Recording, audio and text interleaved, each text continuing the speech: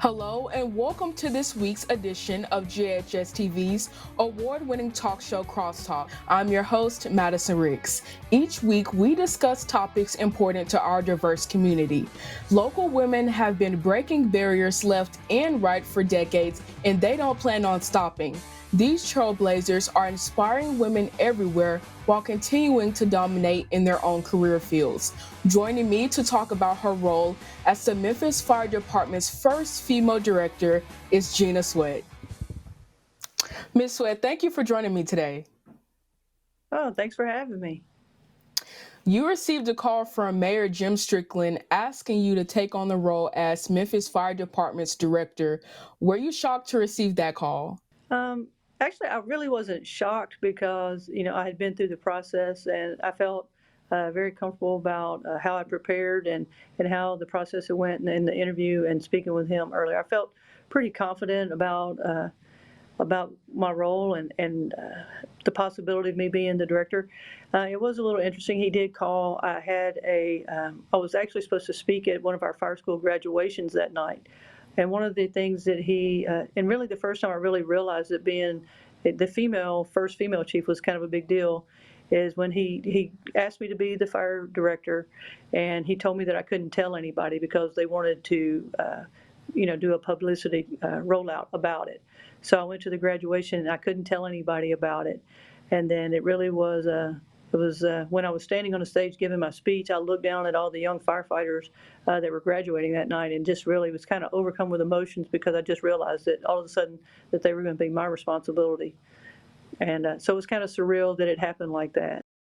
Was there any initial backlash or negative criticism when you took the position? I think anybody that achieves anything, and especially reaches leadership role, you don't get there without having criticism. Even today, you have a lot of people, I call them Monday morning quarterbacks, or like to call plays from the bleachers.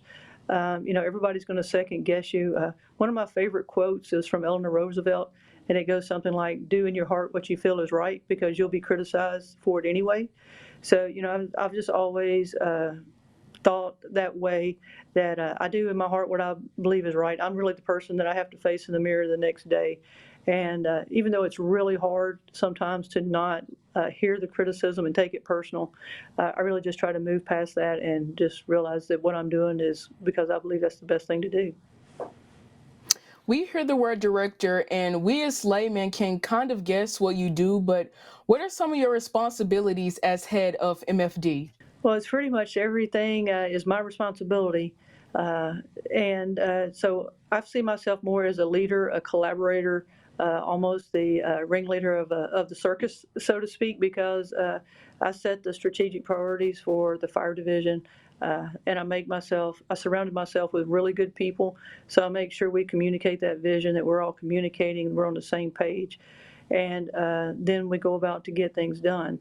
So there's a lot of, obviously there's a big financial responsibility that I'm responsible for a very large budget. I have personnel that I'm responsible for, not only to make sure that they're trained and have all the things that they need to do their job, but make sure that they're treated fairly and make sure that they behave fairly as well, because, we have to handle those disciplinary actions. It's just all of those pieces you put together that a lot of times people, it's not all. I don't get to go out and go to fire scenes and respond on emergencies as much as I used to get to, but it's really just more of a high level strategic, being that strategic thinker and being the spokesperson for the fire division to make sure that they get all the credit that they deserve for the work they do. Let's go back in time. When you were young, you wanted to be a veterinarian. Instead of helping animals, you decided to help people. How did you make that decision to become a firefighter? Well, I still love animals, so I have 5 dogs of my own. So I'm still a big animal lover, and you'll notice that we even have therapy dogs in the fire department now that actually work with the firefighters and help relieve some stress for them.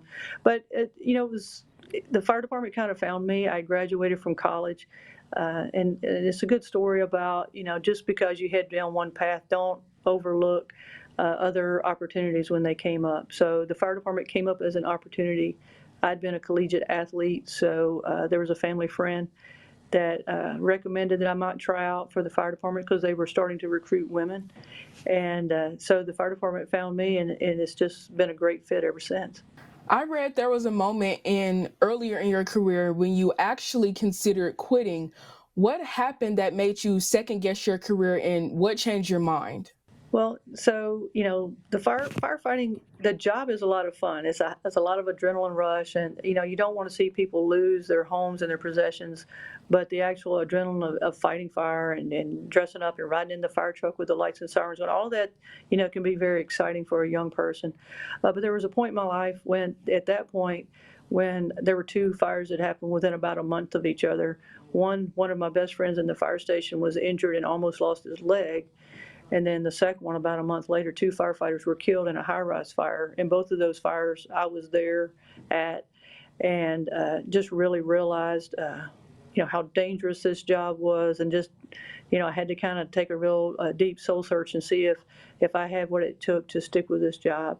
And so I did a lot of soul searching, a lot of thinking about it, and just realized that I had come to love it already. That being a firefighter, I say it's not a job you do, it's something you become, because it's almost a lifestyle. And so I had already begun to love the job so much that I just had to suck it up a little bit when I was scared, and fight through it. And it's been a great career for almost 29 years now. What would you say is the hardest part of being MFD's director? I'll go back to saying, it's, sometimes being second guessed. You try to make decisions that's best for the whole organization and for the city. And no matter what you do, there's always going to be people that aren't happy with the decisions you have to make. And sometimes you have to make really tough decisions, that affect people personally. And you just have to I go back to do what you feel is right. I think that's the hardest part for me, is just the second guessing the people who don't see everything, don't know everything that I have to deal with to make some of those tough decisions. And that can be somewhat frustrating sometimes. Finally, what advice would you give young girls who may want to become a firefighter? I would say that it's never too late to be what you want to be. To look at opportunities. So the fire division has a lot of opportunities. You can be a firefighter, a paramedic, an EMT, a dispatcher. You can be a fire inspector, a fire investigator, a finance person, an HR person. We have all of those people that work in the fire division. So there's lots of opportunities there. And just like I would say, any job that you have to have, like I have to even firefighters have to know math. Paramedics have to know math to deal with the medicine and everything. Make sure you have good reading skills, because no matter what you do in life, you're going to have to read. And one of the main things I have to do is I have to talk to people. So you need to be able to learn to communicate effectively, and that's going to be a critical skill no matter what you do. And my number one philosophy is I've been a team player. I've played a lot of sports my whole life, and I just try to be the best player on the team and find out what my role is to contribute to the team. And that's how I have been able to be successful in my life. Well, Ms. Sweat, thank you so much for talking with me today. All right, thanks for having me. Don't leave yet. When we come back, we will speak with a woman who is defying several stereotypes just by owning her own business. I'm an animal person, obviously. I love to snuggle them and spoil them all day long. But not all animals have this luxury. There are about 70 million stray animals living on the streets. That's roughly 5 strays to every homeless person in America. About 1.5 million dogs and cats in shelters get euthanized every year. Animals rescued from the street are taken to one of 3,500 shelters. And adopting is less expensive from buying an animal from a breeder. All animals deserve to have a loving home and positive human attention. So this one? She likes to steal the show whenever she can. Next time you decide to bring an animal into your home, change your life and theirs for the better by adopting at your local animal shelter. We see the potential in every single student. That sounds like a confession to me. I love watching these kids as they start as freshmen in high school and watching them mature and grow. At last, my right arm is complete again! The theater program at GHS, it's something special. Is very intensive, it's very interactive. When a student starts here their freshman year, they start with Introduction to Theater. And after that year, they have a choice to either go into acting or technical theater. And then after that, they join our production workshop class. It's the class that is completely run by students. The students do mostly everything. We build the sets, we do lighting, we make the costumes, we do the shows. It's very fun. I mean, everybody's very supportive of each other. Now we're all in this together. It's taught me so much about how to act and how to have a stage presence. Not only are we teaching the students the skills that they need to be a great performer or a great stage manager or a wonderful lighting designer, we're teaching them skills that they're going to be able to apply to whatever they do in their life. You guys are fabulous! This department not only makes wonderful theater, but more importantly, this department makes wonderful people. For more information about the Kappa program, visit ghskappa.com or call 755-7775. You're watching the award-winning GHS-TV, a nationally recognized student television station. Welcome back. Studies show that 86% of general contractors are male and 78% are white. Jennifer Ransom defies both of these statistics by owning her own construction company. Here to talk about the Ransom Group and being an African American contractor and business owner is Jennifer Ransom. Ms. Ransom, thank you for joining me today. Absolutely. It's an honor and a pleasure to be here. Thank you for inviting me. When you think of construction, you normally don't picture a woman, let alone a Black woman. How did you get involved in the construction industry? You know, I grew up in Boulder, Colorado. My father was a custom home builder in Colorado. And, we never really, my sister and I, we never really were involved in the business. My brothers were, but it wasn't something that my dad even considered for his daughters. And so, it was just never something that was on our radar. When I moved, I went to graduate school, went to undergrad, went to graduate school, was in healthcare, was running a cancer center, was doing physician practice management. And once we had our sons, I became a stay-at-home mom and decided I just wanted to be at home with my kids. Once they got back into school and we moved to Memphis, I knew that I needed something to do, something that I really enjoyed. And I had the opportunity to really do something I enjoyed. And I spoke with my dad and I said, hey, this is a great construction market. What do you think about me getting into it? And he was thinking, oh my gosh, like, of course you could do it. He said, you would always have been better at this than he was. My attention to detail and just my keen eye for design. He thought that would be something that I would excel in. And so we started our company in 2016 here in Memphis. And we started off in the residential construction arena.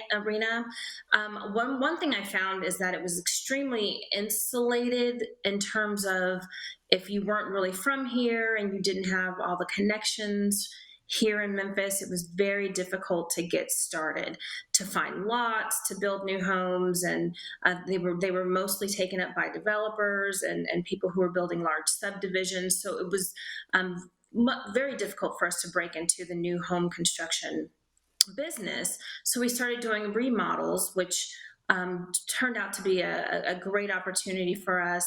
But then we transitioned through a couple of relationships that I had developed into the commercial remodeling portion of the industry. And that has been just a great opportunity for us to grow our business. Speaking of how you moved from residential remodeling to the commercial side, how did that expand your business? On the residential side, you're really dealing with one-on-one owners, clients, homeowners who are either having, a kitchen remodel done or a bathroom, or maybe even a full home remodel if they're buying something, a fixer-upper or something of that sort. So it's more of a one-to-one relationship. On the commercial and industrial side, you're working with, say, for instance, the city of Memphis or the Memphis Shelby County Airport Authority. So you're working with much larger organizations who have access to lots and lots of projects. So, for instance, we recently are completing the Renaissance Convention Center project with the city of Memphis and Yates Construction, who is the prime GC on that project. The city of Memphis also does numerous other projects that we've been able to take advantage of as well. Those projects, usually when there's federal, state, or local dollars involved in those projects, there's what they call a minority participation requirement, which basically says if tax dollars are going towards this particular project, we want to make sure that there's at least a minimum number of minority subcontractors involved in the project. And that's one way that we were able to get involved in some of these larger projects because of the minority participation requirements. On the private side, when you talk about maybe a privately funded company that's not using federal, state, or tax dollars or local tax dollars, they don't necessarily have that same requirement for minority participation, so they can use whatever subcontractors they want. But it has been a good opportunity for us to participate in projects that do have a minority participation requirement, because then they cast a wider net to include more people, people of color and minority and women-owned businesses. Can you talk about some of the challenges you have faced while paving the way in a male-dominated industry? Yes, I'd be happy to. How much time do you have? It's very much male-dominated, and like you said at the beginning, it's very rare that you see a Black woman general contractor, especially in a city like Memphis. I think I am the only female commercial and industrial general contractor in the city. And so it's definitely kind of I've heard someone call me a unicorn, because you just don't see people like me in this industry. One of the obstacles that I've had to face is just I'm constantly having to prove myself, that I know what I'm talking about, that I know what I'm doing, that we know how to run a project site, that we will deliver a great product, that we will execute on the contract. And we've had to prove ourselves just to be given the opportunity, to participate in a lot of these wonderful projects. Not only are you expanding your business, you are training future construction workers. You are the chairperson of the Tennessee Builders Education Foundation, which is fairly new. Can you tell us more about that? Yes, the Tennessee Builders Education Foundation is a wonderful, wonderful organization that was founded with the principle of and the objective of introducing trades and other types of construction industry skills to students in middle school and high school, as well as to returning citizens, opportunity youth, 18 to 24-year-olds. We recognize that not every student is going to go to college, even though there's a massive push throughout Shelby County schools and a lot of the other school districts here locally. Everyone thinks that college is for everyone, and it really isn't. And there's such opportunity that a lot of kids may not be exposed to. I know sometimes parents don't necessarily want their children to be a tradesman or a skilled tradesman, a carpenter or electrician. They want them to, be a doctor or a lawyer or accountant or something like that. But this is just an opportunity to have an additional skill set that will allow that person to be employable anytime at any given point in their in their lives. So it's definitely something that we're hopeful that more students within Shelby County schools and the surrounding school districts will take advantage of. Well, Ms. Ransom, thank you so much for speaking with me today. Thank you, dear. I appreciate it. Thank you so much. Stay right here. When we return, we will talk with a woman who is dominating her career as a sheriff's deputy.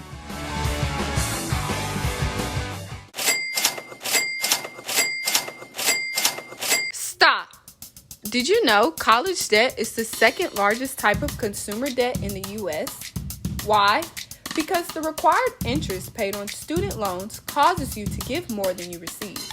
So why not prevent taking out student loans altogether? Learning how to manage your money is a great way to solve that problem, and there are many tips online to get you that head start. Don't wait until you're drowning in debt. Make college affordable now. For more information about the CAPA program, visit GHS-Kappa.com or call 755-7775.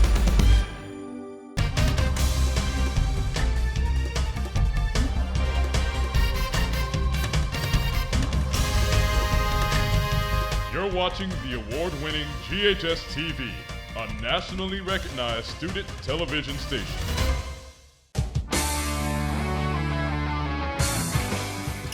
Welcome back to Crosstalk. It wasn't until 1964 that it was illegal for men to discriminate against women in hiring and employment. Since then, women have excelled in nearly all career fields, including law enforcement.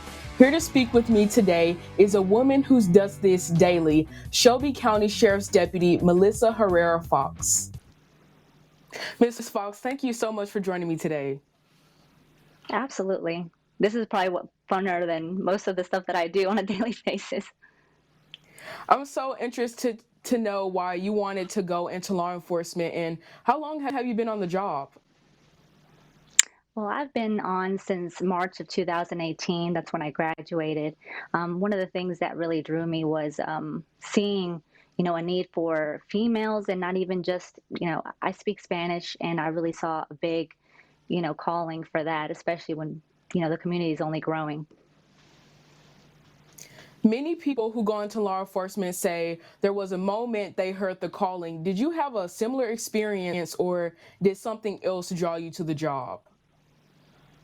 I think it had to do with my family being able to be able to communicate their needs, and to see, officers go out of their way to really help them, even though they didn't know the language. That really drew me to wanting to join and become, law enforcement.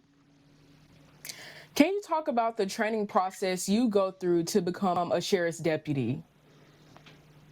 Well, the Shelby County Sheriff's Office actually has a 6-month training where, you get trained in all kinds of things. It comes to, law, physical, mental, and emotionally. But I think that one of the biggest things is everything across the board is the same. So it definitely takes a long time to do it, but with their training, it has helped a lot. There aren't many females in law enforcement. The number is definitely rising, but it's still small. So do you feel you're treated differently, or feel you have to work twice as hard? Well, in Shelby County right now, we have about 94 females in law enforcement compared to the 603 that we have in just males. But I think because everything is just the same, like I said, I don't notice a difference. I think that, everyone here values your hard work and knows what it took for you to be on the sheriff's office. So I really don't notice it. Maybe now, because we have so many people coming in, especially females, you're not going to really notice. Can you describe your role within the sheriff's office and some of your daily duties? Well, right now, like I said, I'm in patrol. So I just answer calls of service. You can go from civil complaints to, neighbors disagreeing, from, other things like, alarm calls, or just more serious offenses like armed robberies, and helping with traffic accidents. Your roles change on a daily basis. Was there a situation in your career where you felt you wanted to quit or pursue another career path?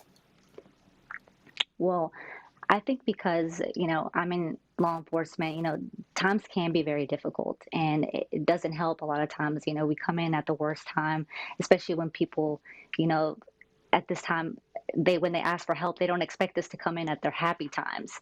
But at the same time, I've never, since I've been in this career, have had that moment where I felt like I was going to throw in the towel and quit. On April 19th, the Memphis mayor announced the new Memphis police chief would be CJ Davis, a Black woman. I know you won't work with her, but what does this mean for local women in law enforcement? Well, women are definitely changing the culture in law enforcement. And here in the Memphis Police Department, appointed CJ Davis as the new police director only solidifies the fact that, there's a lot more women in leadership roles. And certainly we wish her the best of luck and in her journey and helping MPD becoming great. I'm asking this final question to all my guests. What advice would you give teen girls who are thinking about going into law enforcement? Definitely to prepare as much as you can, ask questions, and do everything that is asked of you. Give it 110%, and definitely, nothing is impossible once you put in the work. So just work hard, and if you have any kind of questions, go ahead and contact law enforcement near you and see what you can do to join. Well, Ms. Fox, thank you so much for being here today. Absolutely. Thank you so much for your time. Once again, thank you to the amazing women who joined me today. Your stories and accomplishments are an inspiration to us all.